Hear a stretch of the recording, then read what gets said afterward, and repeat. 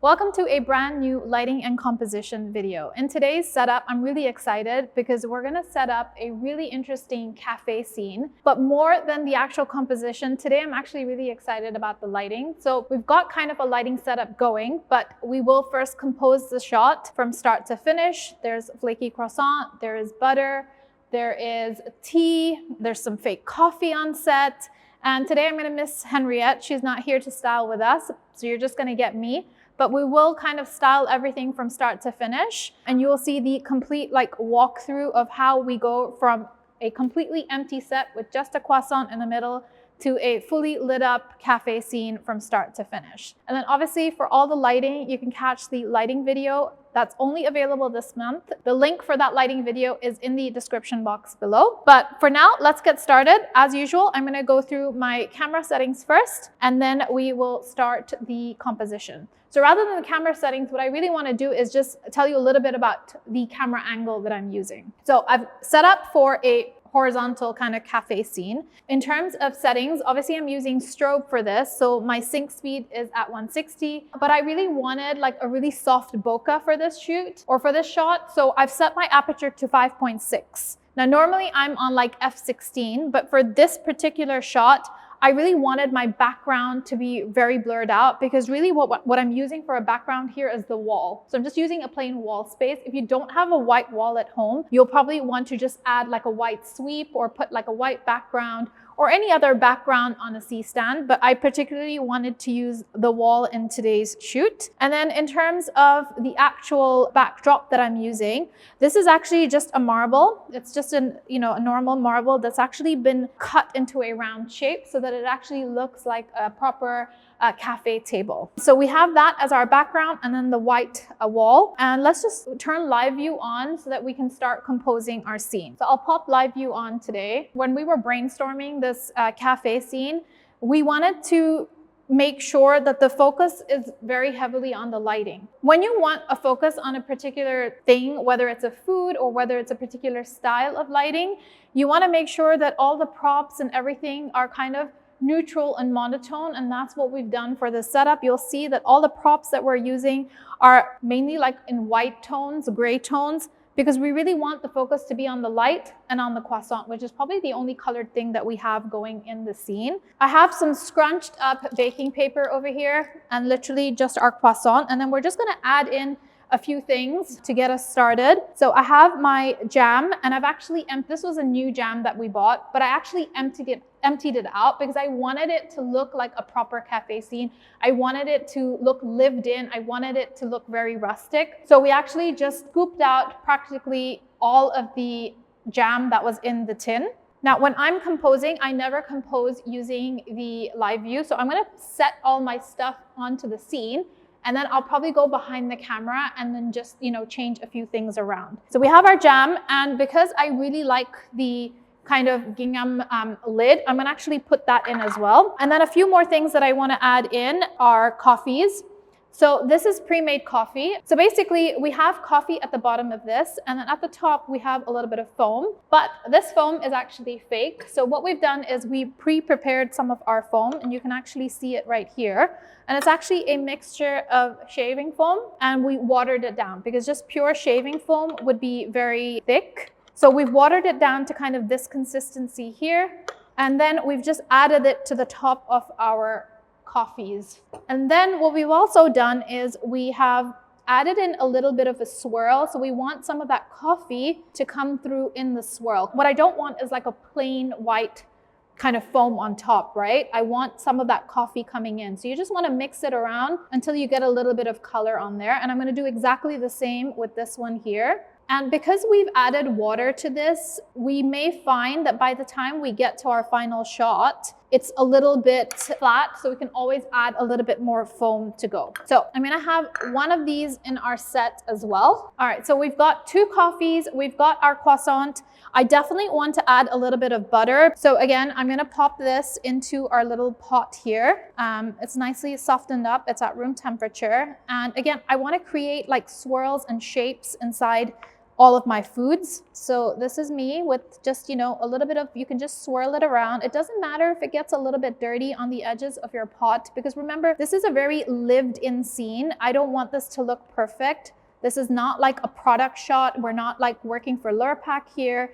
This could be somebody's home, or it could be in a cafe somewhere. So you want to have a little bit of shape in all of your foods. And again, I'll just place this anywhere for now. I'm gonna quickly grab a tissue because I wanna have my butter knife in the scene as well, but it's got a little bit too much butter on there. So I'll quickly wipe this off. So again, I don't wanna wipe everything off because it does need to look used, but we'll just wipe a little bit off there as well. So that is my butter knife there. And then I think in terms of props, the last thing we want to do is perhaps add some honey. So we have a honey kind of wick and a little bit of fresh honey as well. But let me just kind of give a setup for this, kind of compose this so that it's actually working. We've got some shape, we've got some height, and then we'll decide whether we actually want the honey or not. So whilst I'm here behind the camera, I also want to show you in terms of focusing what I focused on.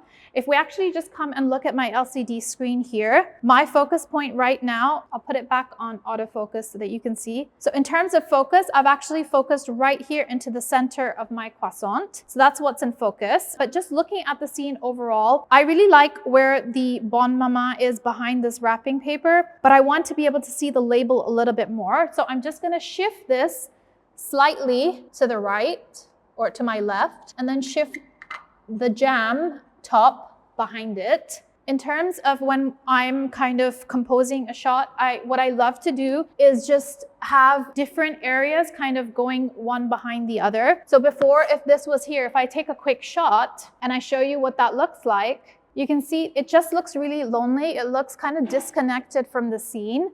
So I want to bring this lid a little bit closer in so that it's fully connected.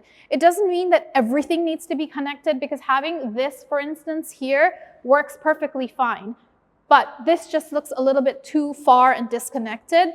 In terms of the lid of the jam, right now it looks far too disconnected. I feel like when you connect things on set, it kind of, they form a relationship. It's like they were meant to be there. So right now that looks too disconnected. So what I'm gonna do is I'm gonna just pop this just kind of behind. And it's really kind of important where you place it, because I could put it right next to it, but there's like an awkward gap now, you'll notice, between the lid and the jam. It looks okay, but I would like to have it just behind. So I'll pop that right behind here. So it's just kind of peeking in from behind the jam. So for me right now, the jam, the croissant's looking great. And actually where we place the butter and where we place that knife is also just perfect. But what I want to focus on are these two coffees. I don't think they look great, so let's work on them. The first one I want to work on is this one over here. So with this coffee coming in, I want it in frame, but I just want it kind of coming through. Maybe something like that. Let's turn live view off.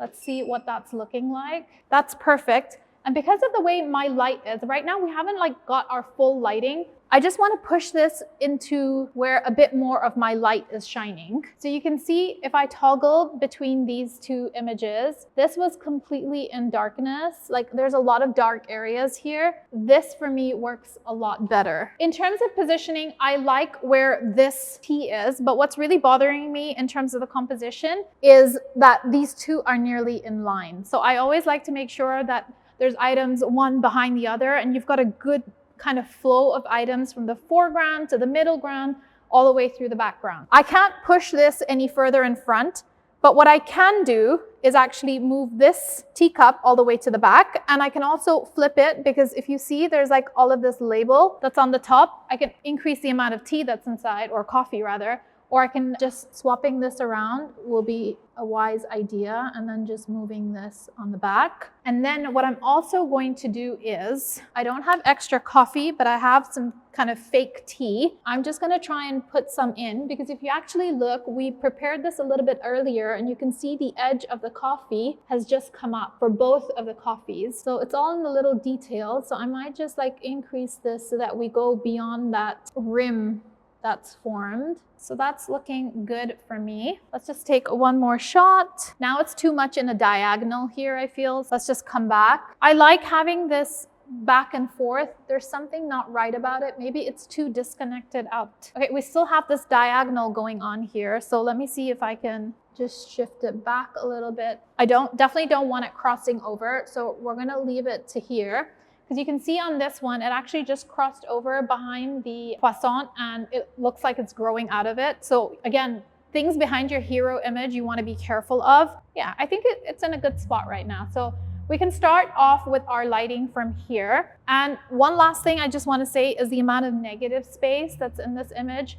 I think that really works. Sometimes we cramp a little bit too much stuff behind our images, but it's actually good to give it a little bit of negative space. So I think that works. I'm just gonna move the butter a little bit to the right. I feel like I'm covering the croissant quite a bit. So let's just move this a little bit and then move this a little bit as well. Let's see where that's at. Okay, and that's good. One last thing I want to say before we close off this composition video and then move on to our lighting is that you want to make sure that your hero item, so in this case it's the croissant, is actually going to be facing your main light. So if you look at this image on the screen right now, our hero light or our key light is coming in kind of from this area here. You can see that this is the most well-lit part of the image and that the shadows are kind of going off to the back. So I want to make sure that this part of the croissant, the main part of the croissant, is actually facing my hero. So I'm going to quickly just tilt it to show you what happens if you just do that. Whilst the croissant may look nice to you, it's now not facing the right direction. So I'll take a shot quickly. It's not too bad actually, but I'm losing everything on the back side here. So this is really well lit, but I'm losing all the detail that's on the right. So for me, this works well because I can see all the nice folds that are in the croissant. So let's just move this back and then we are ready to start lighting. That is it on the composition, the styling. We'll probably break into the croissant as an extra shot later on, but for now, I'm really happy where this is at. I'll show you where we start off in terms of lighting. This is what the first key light looks like, and then this is where we've ended up as the final image. So if you want to grab this lighting video from start to finish, where I show you exactly what lights we're using, what modifiers we're using, where we're placing them, how we're manipulating them to achieve this kind of look, then make sure you grab the lighting video. It's only available this month. Then after, it goes off into a vault and you'll never see it again. And the link to purchase that is in the description box below. And I'll see you on the next composition video.